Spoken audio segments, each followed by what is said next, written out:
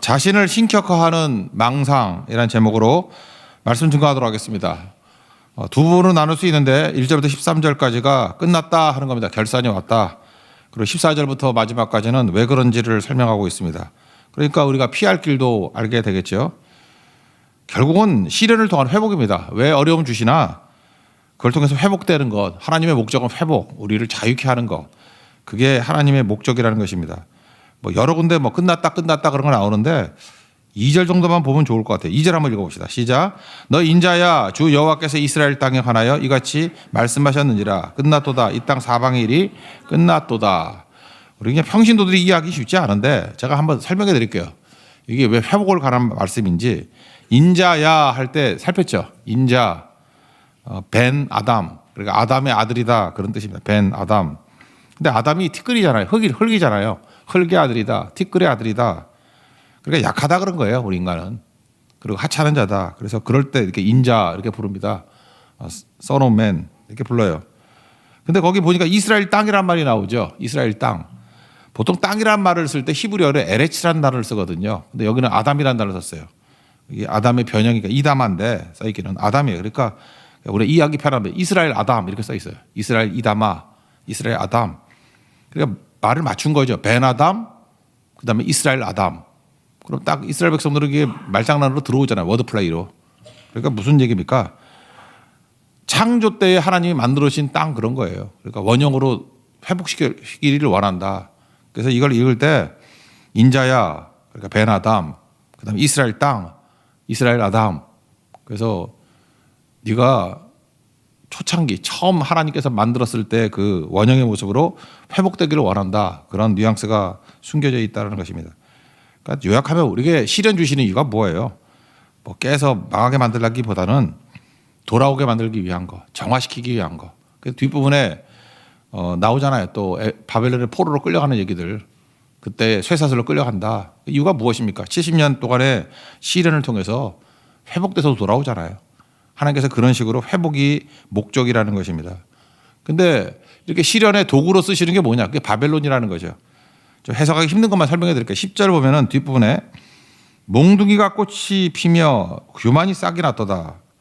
이 몽둥이는 바벨론을 말하는 거거든요. 바벨론을 몽둥이로 만들었다. 그러니까 이스라엘을 세게 쳤죠. 그래서 몽둥이가 꽃이 피며 바벨론이 막 융성해진다. 그래서 너희들이 끌려갈 것이다. 교만이 싹이 났도다. 그중에 왕 느부갓네살 왕 되게 교만하죠. 그 다니엘서 같은 데 보면 3장 16절 금신상에게 절하라 그랬더니 안 합니다. 그랬더니 뭐라 그래요? 3장 15절에 능히 너희를 내 손에서 건져낼 신이 누구냐. 그러니까 자기하고 신하고 대비를 시켜요. 도대체 어떤 놈의 신이 나보다 세? 뭐 이런 거죠. 교만이 하늘을 찌르는 거죠. 그게 느부갓네살이에요.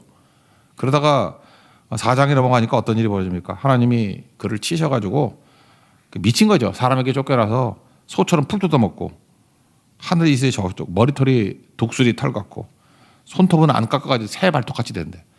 여자분들 잠깐만 손톱 기르지 말아요. 그거 미쳤다는 뜻이거든. 새 발톱같이 만든다. 느부갓네살이 그렇게 돼버렸습니다. 그러니까 교만하면 죽는다 그런 거죠. 그러니까 하나님께서 이 교만한 자를 일시적으로 몽둥이로 사용해가지고 유다를 갖다가 깨게 만든다. 그리고 얘네들은 망하고 또 시련으로 정화된 백성들은 회복되게 될 것이다. 그런 쭉 얘기가 1절부터 13절까지 얘기입니다. 뭐 비슷한 얘기를 좀 세게 정신 차려 하면서 이렇게 설명해 주고 있다는 것입니다. 14절부터 22절까지가 중요한데 왜 그러냐라고 하는 이유를 세 가지로 설명하고 있어요. 하나님 의지하지 않고 딴 거 의지했기 때문에 그런다. 첫 번째 사람 의지했기 때문에, 두 번째 돈 의지했기 때문에, 세 번째 성전 의지하는 건데 눈에 보이는 것들 의지했기 때문에 이게 의미가 있는 것 같아요. 그래서 이 세 가지 하나님 의지하지 않고 이거 엉뚱한 것 다시 설명할게. 사람 의지하는 거, 돈 의지하는 거, 맨날 이렇게 비저블한 것, 눈에 보이는 거 의지하는 거 이런 것들이 우상이라는 거예요. 니네 그래서 망한 거다. 그럼 이거 뒤집으면 되죠. 이거 의지 안 하면 될 거 아니에요. 그 설명입니다. 먼저 사람 의지하는 거 14절을 다 같이 읽겠습니다. 시작. 그들이 나팔을 불어 온갖 것을 준비하였을지라도 전쟁에 나갈 사람이 없나니. 네, 거기까지만 합시다. 그 다음에 14, 15 뭐 쭉 뒤에 나오는 얘기들이 같은 얘기들이에요. 그러니까 사람 의지한다는 거죠. 그래서 여기는 사람 중에 군대를 의지하는 거죠. 강한 힘을 의지하는 거죠. 그래서 전쟁에 나갈 사람이 없나니 사람 의지하다가 내가 치니까 사람이 없어진다는 거예요. 나는 우리나라도 이런 식으로 좀 생각하는 것 같아요. 지금 애를 안 낳는다 그러잖아요. 그것도 교만 아닌가? 그죠? 내가 애 키우고 내가 뭐 한다 그런 거 아니에요? 젊은이들. 뭐 우리 집 애들도 마찬가지지만. 그게 교만 아닌가요? 하나님이 키워주시고 하나님이 하는 거 아닌가? 그래서 항상 교만해지면 생육하고 번성하는 게 끝나요. 뭐 전염병 돌고 전쟁 나고 그것만 그런가? 스스로 자기 자신이 안 하는 것들이죠. 그래서 전쟁에 나갈 사람이 없대요. 사람이 없어지는 거예요, 사람이. 그래서 생육하고 번성하는 게 제일 좋은 건데. 여기 보니까 많이 나오신 분이 4명 낳고. 저 복이에요, 복. 지나봐요. 뭐 애들 공부 잘하고 똑똑하고 아무 소용없어. 애 많이 낳은 자가 왕이야, 나중에 보면. 그런 거예요. 이게 풍성해지는 거. 그런 얘기죠. 왜 반대길을 걸어가느냐 하면은 교만이라는 거죠. 이스라엘 백성들 망할 때 보면은 하나님 빼놓고 뭐 의지하나 그거 갖고 싸움 벌여요. 특별히 그 여호야김 왕 때 11년, 시드기야 왕 때 11년, 22년 동안 맨날 요시아의 아들 중에 2명 맨날 싸우잖아요. 한 놈은 애굽 의지하자 그러고 또 어떤 놈은 또 바벨론 의지하자 그러고 제3의 길도 있어. 제3의 길. 내 주먹을 믿자. 나 스스로를 의지하자. 이거 갖고 맨날 싸워요. 애굽파, 바벨론파, 내 주먹파. 근데 이상하게도 하나님 의지하는 사람이 없어요. 선지자 외에는. 딱 한 명 외에는. 그러니까 우리가 하나님 의지하는 사람으로 들고 일어서야 된다는 것입니다. 그러지 않으면 무너지게 된다는 거죠. 여러분 이사야서 22장 22절 보니까 인생 의지하지 마라. 호흡은 코에 있나니 새말 가치도 없다. 여기 지금 여러분 앉아 계시죠? 우리가 장례식 많이 치르잖아. 오늘 월요일이죠? 여기 지금 앉아 있잖아요? 앉아 있죠? 월요일. 좋죠? 어쩌다가 여기서 누가 하나 죽었어. 그럼 수요일이면 재가 돼 있어. 그거 아세요? 여기서 얘기 나누고 아 목사님 안녕하세요. 뭐 식사 약속이에요. 오늘 죽으면 수요일 날 재가 돼 있다니까. 그게 인생이에요. 그걸 믿어요? 정신 차려요. 정신. 우리 죄의 문제, 심판의 문제, 죽음의 문제 해결하려면 예수님 믿고 온전하게 서 있지 않으면 순식간입니다. 3일에 끝나요. 요즘 3일째밖에 안 하잖아. 3일이면 죄가 돼 있다니까. 아무것도 아니에요. 그게 인간인데 호흡에 있는데 안에서 그렇지 코 막고 이거 5분만 있어봐 죽지. 5분도 안 갈걸. 그래서 그의 호흡은 코에 있나니 샘을 가치가 있느냐. 근데 그걸 의지해요? 사람을 의지해? 다윗 보십시오. 골리앗 앞에 섰을 때 너는 칼과 창과 단창으로 내게 오지만 나는 만군의 여호와 내가 모욕하는 하나님 이름으로 나간다. 그러니까 결국은 뭐예요? 하나님 의지하는 사람이 다 승리하는 거 아닙니까? 절대 사람 의지하지 마십시오. 사람에게 너무 열광하지 마십시오. 사람 따라가지 마십시오. 하나님 외에는 없어요. 그래서 우리 교회는 예수님 외에는 다 이게 다 사라져야 돼요. 하나님의 이름만을 드높여야지 사람이 자꾸 주목받고 하는 것은 전체를 다 어리석게 만드는 일이 될 수밖에 없다는 것입니다. 또 돈 의지하는 거죠. 19절을 한번 읽어보세요. 19절 시작. 그들이 그 은을 거리에 던지며 그 금을 오물같이 여기리니 이는 여호와 내가 진노를 내린 날에 그들의 은과 금이 능히 그들을 건지지 못하며 능히 그 심령을 족하게 하거나 그 창자를 채우지 못하고 오직 죄악의 걸림돌이 되미로다. 은과 금이 능히 그들을 건지지 못한대요. 바벨론이 쳐들어왔을 때 돈이 그들을 지켜줬나요? 못 지키죠. 도망갈 때는 오히려 장애가 되고 아무것도 안 돼요. 여러분 한번 죽을 병 걸려봐요. 뭐 돈이 여러분 살리는지 알아요? 은과 금은 걸림돌이 되고 능히 건지지 못합니다. 돈으로 못해요. 근데 맨날 돈 그러고 있죠. 그래서 하나님께서 뭐라 그래요? 돈을 걸림돌 되게 만들고 돈을 오물로 만들어버리겠다. 돈보다 훨씬 중요한 게 하나님인데 엉뚱하게 산다는 것입니다. 어떤 성도들은 이제 돈이 없어야 복이 되는 사람이 있어요. 좀 없었으면 좋겠어. 나 진짜예요. 좀 돈이 좀 없었으면 좋겠어. 돈 때문에 너무 느려. 너무 느리다고. 돈 없으면 다 버스 타고 가야 되니까 선교도 제때 갔다 제때 오는데 돈이 너무 많아가지고 늦게 오고 일찍 가고. 진짜예요. 그 돈이 화 있을 진짜예요. 그거. 돈이 없어야 돼. 그 자동차가 없어야 돼. 그냥 걸어 다니든지 뚜벅이를 걸어 다니든지. 그게 훨씬 나아요. 우리에게. 그런 것들이 있다고요. 영적 각성이 일어나지 않아요. 돈이 너무 많아가지고. 좀 어려움도 있어야지 엎드릴 줄도 알고 그러는데 맨날 리조트에나 가 있으니 무슨 엎드릴 거이 뭐가 있어. 너무 갈급하니까 마사지 받으러 간대. 그런 인간들이 이렇게 되겠어요, 그게? 갈급하면 엎드려서 부르짖어 기도를 해야 되는데 힘들면 마사지 잡에 간대요. 그래서 힐링이 됐대. 그러니까 육체라 그러지 그 인생을. 아니 그렇다고 우리 권사님들 마사지장을 내가 욕을 하는 건 아니야. 욕을 하는 건 아닌데 그 나이도 다 아프니까 해야지 그건. 근데 그거 말고요. 그냥 삶 자체가 그런 식으로 틀이 잡히면 전혀 안 되는 거죠. 돈이요. 친한 친구를 갈라놓더라고. 돈 없었으면 진짜 좋은 친구인데 다윗과 요나단인데 돈 때문에 어떤 집은요 돈 때문에 부모와 자식이 소송 걸어요. 돈 없었으면 절대 그럴 집 아니거든요. 돈이 많아가지고 바보짓 하지 말라고요. 돈이 있어가지고 원래 성품 되게 좋았는데 자꾸 이웃을 무시해. 그리고 자기도 모르게 뻐기는 게 돼가지고 자꾸만 관계가 깨져요. 돈이 없어야 되는데 돈과 시간을 관계에 쓰라 그러는데 그 사람은 관계에 쓰지 않으니까 그냥 아무것도 안 해. 그냥 가만히 있는데도 불구하고 돈이 사람을 멀리 떠나게 만들어. 그러니까 이게 바보짓 하는 거죠. 세 번째는 눈에 보이는 거, 성전이나 우상을 갖고 있다는 것입니다. 우리는요 잠깐 보이는 거 만들려고 그래요. 신앙이 없으니까 눈에 보이지 않는 것에 마음을 두지 못해. 그러니까 잠깐 눈에 보이는 것으로 대체시켜버리는 거죠. 언제나 별 영적 각성 없이도 볼 수 있으니까. 그게 우상이거든요. 그래서 보이는 성전 너무 우상화시켰죠. 그래서 사람이 깨버리잖아요. 무상 박살내버리잖아요. 성전 불가침설 깨버리잖아요. 성전 없어도 된다. 그래서 바벨론 이후부터 회당이 돼가지고 이제는 말씀과 예배가 중심이 돼버리잖아요. 법궤 엘리의 두 아들 언약궤 들고 나가면 이긴다. 법궤 불가침설 뭐 언약궤 빼앗기고 다 죽잖아요. 홈리와 비나스. 시내산에 올라갔더니 눈에 보이는 하나님 만들어내라. 금송아지 만든 거 아니에요? 잠깐 우리 눈에 보이는 거 이런다는 거예요. 어떤 성도가 그러대. 왜 이 교회로 왔더니 십자가가 없냐. 이 뒤에 홍대서 교회만 있고 왜 십자가가 없냐. 십자가는 우리 마음에 있다고. 그거 아세요? 이게 합동측 교회는 십자가가 없어요. 어디 가가지고 장로교라 가면 통합 측에는 십자가가 있어. 그거 아세요? 몰라요? 그리고 우리는 말씀이 중심일 때 강대상이 중앙에 있어. 근데 가끔 그런 교회 있죠. 강대상이 옆쪽에 있고 사회자는 또 옆쪽에 있고 가운데는 밥상 하나 있죠. 그게 뭐냐 하면 그 성례 중심의 교회가 된다. 뭐 그런 그것도 메시지에 다 괜히 그런 거. 나 근데 말씀 강단이 중앙에서 옆으로 가는 건 난 그 문제가 있다고 생각해요.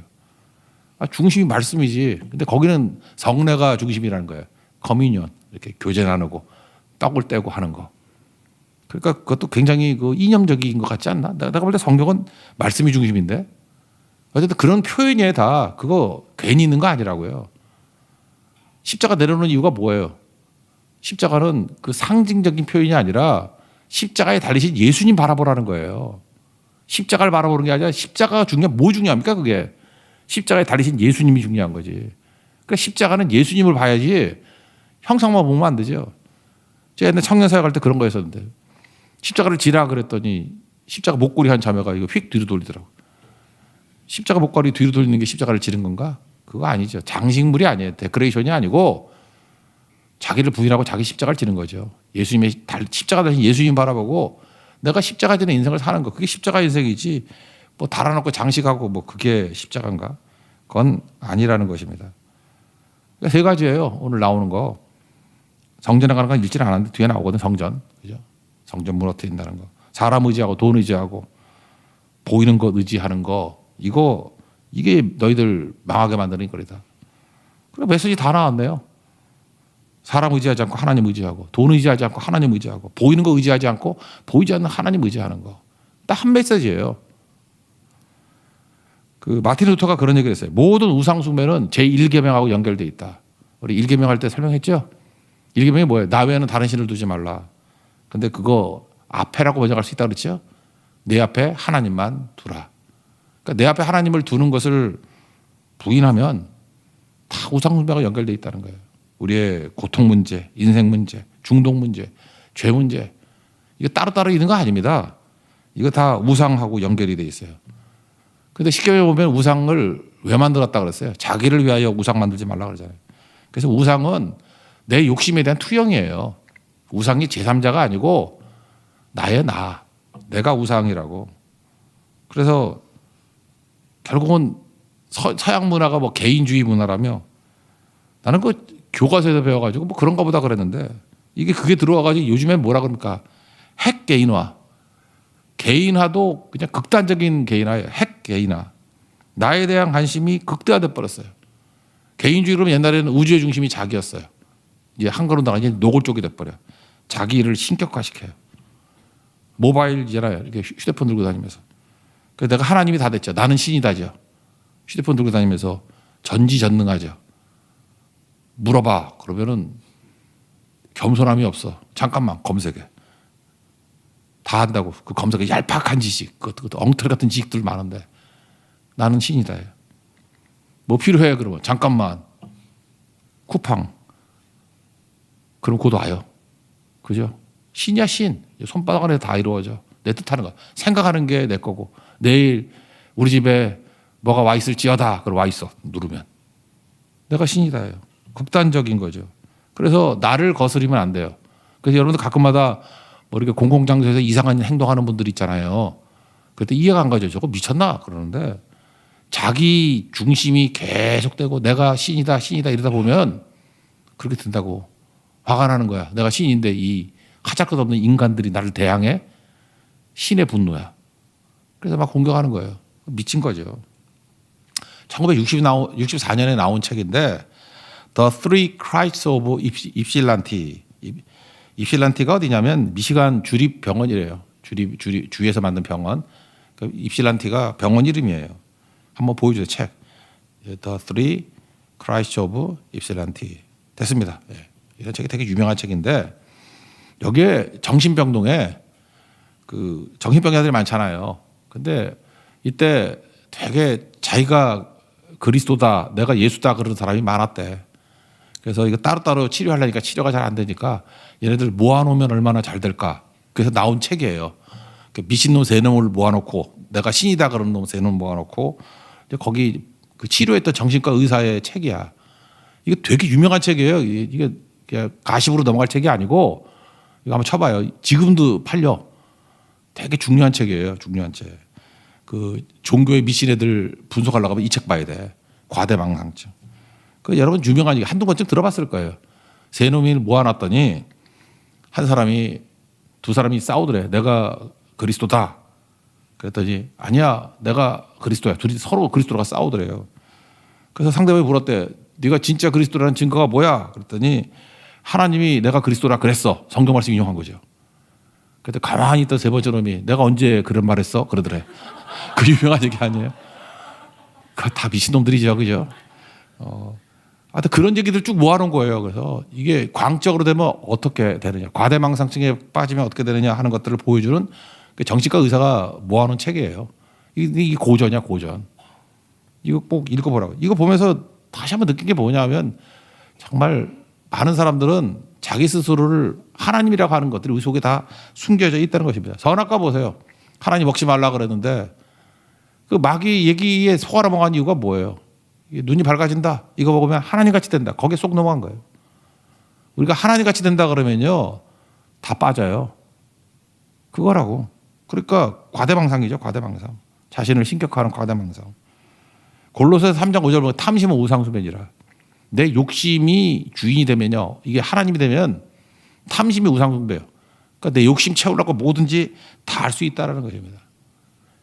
요즘에 그 요한계시록 뭐 잘못 해석하는 중에 하나가 요한계시록 13장 18절에 보면은 뭐 짐승의 수, 뭐 사람의 수가 666이다. 그래서 뭐 오멘 시리즈 옛날 영화 있거든. 그 귀신 나오는 거. 오멘 시리즈 보면 660 나오잖아.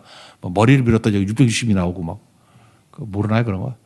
죄송합니다. 너무 옛날 얘기만 해서 660 뭐 그런 게 있어요. 그래서 뭐 기분 나빠 육자 싫어하고 막 그러잖아요. 660 싫어하고. 이게 무슨 뜻이냐 하면은 이런 거예요. 당시 로마 황제가 자기가 주님이래. 키리오스래. 자기가 하나님이래. 그래서 황제 숭배라는 거 들어봤죠. 황제 이퀄 하나님이래요. 그랬더니 크리스찬들이 뭐라 그래요. 고백하게 만들었거든. 누가 니네 하나님이야? 그러면 황제가 나의 하나님입니다. 그러면 살려주고 예수님이 우리의 하나님이십니다. 그러면 막 죽이고 그랬대요. 네로 때. 그러니까 요한계시록은 숨어있는 그리스도인들이 암호로 얘기한 거 아니에요. 이거 뭐 신비한 것도 아니야. 로마라 그러면 혼내니까 로마 대신에 바벨론이라고 쓴 거고 바벨론을 우리 뭐를 읽으면 돼. 바벨론이라고 읽고 로마라고 해석한다. 마찬가지로 저 나쁜 놈들 저거 뭔지 알아? 666 이게 무슨 뜻인지 알아요? 네로가 내가 하나님이다. 내가 하나님이다. 내가 하나님이다. 이렇게 강요를 할 때 너는 인간이다. 너는 인간이다. 너는 인간이다. 그게 666이에요.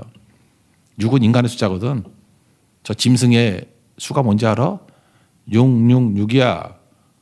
그건 이렇게 해석하면 돼요. 네로 너 인간이야. 네로 너 인간이야. 네로 너 인간이야. 제가 볼 때 이게 제일 정확한 해석이에요. 너 인간이야. 인간선언입니다. 인간선언.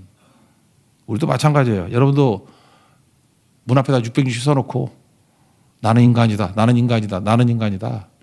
내게는 하나님밖에 없다. 그 고백이 터져 나와야 된다는 것입니다. 팀 켈러 책이 있거든요. 거짓 신들의 세상이라는 책. 이게 옛날에 베가북스에서 나왔는데 두란노에서 아마 저작권을 사가지고 다시 샀는가 봐. 아니면 팀 켈러가 옛날에 유명하지 않았거든. 유명해지니까 다시 책을 냈어. 제목을 바꿨어요. 내가 만든 신이라고. 원래 원제목이 Counterfeit Gods인데 그러니까 거짓 신들의 세상이 더 가까운데 제목에. 근데 저는 거짓 신들의 세상을 읽었는데 여러분들은 물론 안 읽었겠지만 혹시 읽은 사람은 팀 켈러의 내가 만든 신이라는 책으로 읽죠. 하여튼 뭐 넘어갑시다. 그래. 이거 왜 이렇게 제목을 바꿨냐 하면은 리차드 그 도킨스라는 사람이 만들어진 신이라는 게 있었죠. 그거 이제 카피해가지고 그거 카운터백이라고 이렇게 제목을 한 것 같은데 뭐 제목 잘 지은 것 같아요. 그 안에 이 얘기가 나와요. 신격화된 나를 죽이는 방법이 있다. 3단계예요. 첫 번째, 내 안에 있는 우상을 식별해야 된다. 내 안에 우상이 있다는 걸 식별해야 된다. 두 번째, 거부하고 거리를 두라. 내 안에 있는 거 알고 멀리하라. 거절하고 거부하라. 그리고 하나님을 바라보고 돌아가라. 너무 간단한 얘기인데 이게 신격화된 나를 죽이는 법입니다. 이거 꼭 깨달아야 되는 생각이에요. 내 안에 있는 우상을 식별하는 방법이 뭐냐? 내가 가만히 있을 때 뭘 생각하느냐? 그 윌리엄 템플이라는 사람이 그런 얘기했어요. 우상은 외로울 때 나오는 것이다. 혼자 있을 때, 할 일 없을 때, 외로울 때 자연스럽게 흘러나오는 생각이 있죠. 그게 내 생각이에요. 그게 우상이라고. 지속적으로. 멍 때릴 때 나오는 생각. 멍 때릴 때 뭐 돈 생각하면 돈이 우상이고 멍 때릴 때 뭐 설명 안 할게요. 뭐 하여튼 떠오르고 있잖아요. 하나님 말고 떠오르는 거. 그게 우상이라는 거예요. 그걸 통해서 알 수 있고 두 번째 돈 어디서 쓰냐 그거 보면 알 수 있대요. 내 보물이 있는 곳에 마음도 있다 그러죠. 크레딧 보면 안다는 거예요. 돈 쓰는 거. 이게 한 달 동안 쓴 거 카드 보라고요. 거기서 제일 많이 쓴 게 내 우상이야. 하나님께 제일 많이 썼다. 뭐 성교하고 헌금하고 뭐 있나 뭐 구제하고 이런 거 썼다 그러면 하나님이겠지. 근데 비율적으로 볼 때 비율이야 비율. 비율적으로 볼 때 생필품 말고 그게 안 써도 될 걸 잠깐만 거기에 많이 쓰고 있다는 그게 여러분 우상이에요. 돈 쓰는 것. 그리고 무엇을 위해 살아가느냐. 특별히 분노를 얘기해요. 어떤 사람은 별거 아닌 것 같은데 왜 저렇게 분노하지? 그게 그 사람 우상이에요. 막 격렬하게 분노하는 거 있죠. 그게 전부인 양 살아가는 거. 두 번째 단계 그거 거부하라는 거예요. 그리고 거리를 두라. 헤겔이 그런 얘기를 했어요. 우리는 모방적 욕구가 있다고. 내가 뭐 필요해서 욕구를 갖고 있는 게 아니라 이게 마귀가 우리에게 집어넣는다는 거야 이렇게. 여러분 사실 뭐 여자분들 명품 가방이 꼭 필요한가? 필요하지 않잖아요. 그거 혼자 있으면 안 들 걸. 근데 사회가 계속 얘기하는 거예요. 야, 그 명품 가방 하나쯤은 있어야 돼. 그거 없으면 안 되지. 뭐 자꾸 이렇게 얘기하는 거예요. 그래서 필요도 없는 거 자꾸만 사는 거잖아요. 그런 거 아닌가? 다 그렇다는 거예요. 그래서 내가 필요한 게 아니라 욕구를 넣는다는 거예요. 그럴 때 우리가 해야 되는 게 뭐죠? 그냥 가만히 있어가지고 따라가는 게 아니라 따져가지고 거절도 할 줄 알아야 되고 선도 그을 줄 알아야 되고 그런 거예요. 그러니까 나는 세상에 따라가는 거 그대로 따라간다 그러면 문제가 있고 뭐 따라가도 돼요. 뭐 문화니까 뭐 적당히 맞춰도 되는 건데 그렇지만 중요한 가치, 내 가치와 내 핵심을 갖다가 이렇게 함몰시키는 거라 그러면 거절할 줄 알아야 돼. 끊을 줄 알아야 되고 그런 게 하나도 없다 그러면 여러분들 자신을 신격화시킨 거예요.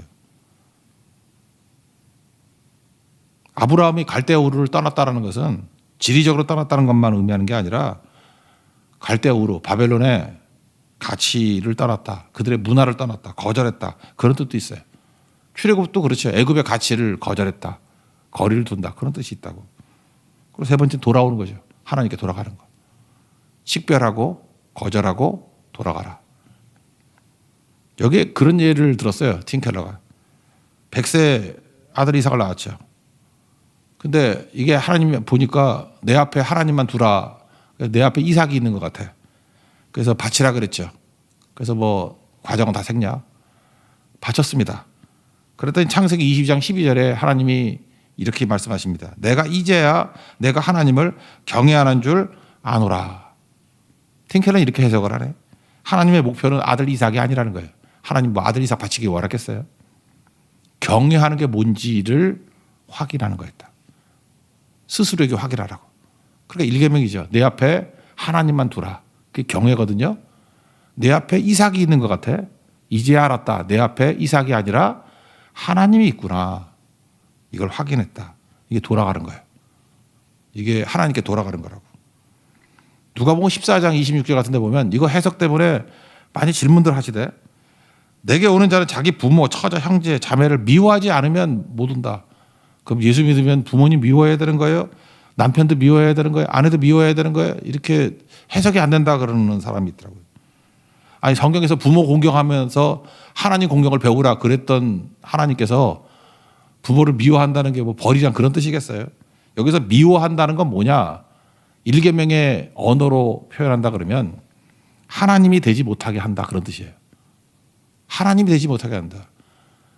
아버지도 하나님이 되면 안 돼요. 아브라함은 아버지 데려가 죽고 난 다음에 가잖아. 내 앞에 아버지만 있으면 안 돼. 내 앞에 어머니만 있으면 안 돼. 내 앞에 이삭만 있으면 안 된다는 거예요. 그게 미워하는 거예요. 내 앞에 하나님이 있게 하라. 그러고 난 다음에 아버지, 어머니, 자녀들 사랑하는 것. 이거 당연한 얘기죠. 그게 성경에. 오히려 희생하고 죽고 그래야죠. 1등이 되지 못하게 하라. 그런 뜻이라는 것입니다. 그래서 틴켈은 이렇게 얘기해요. 모리아산은 우리가 보통 그 테스트라 그러잖아요. 아브라함의 믿음을 테스트한 곳이 아니라 우상에게서부터 벗어나게 만든 사건이었다. 그 이전까지는 이삭이 우상이었대. 이 모리아산 사건을 통해서 아브라함은 드디어 이삭이라는 우상에서 벗어나게 되었다. 이 하나님의 은혜고 복음이다. 이렇게 설명을 하고 있습니다. 우리 인생도 마찬가지입니다. 내 앞에 하나님만 모십시오. 그러지 않은 모든 것들을 우리를 연약하게 만들고 넘어지게 만드는 것이 될 수 있다는 것입니다. 이스라엘 백성들 잘 믿는 줄 알았어요. 근데 계속해서 사람 의지하고 돈 의지하고 보이는 거 의지하고 경고해야 되는데도 돌아오질 않는 거예요. 그 본질이 뭐냐요? 자기 자신을 신격화시키는 건데 그게 자아거든요. 자아만족, 욕심만족, 탐심. 하나님께서 주시는 말씀이 뭐예요? 시련을 통해서 돌아오라는 거예요. 식별하고 거부하고 거리 두십시오. 돌아오십시오. 그때 하나님의 은혜가 넘쳐나게 될 것입니다.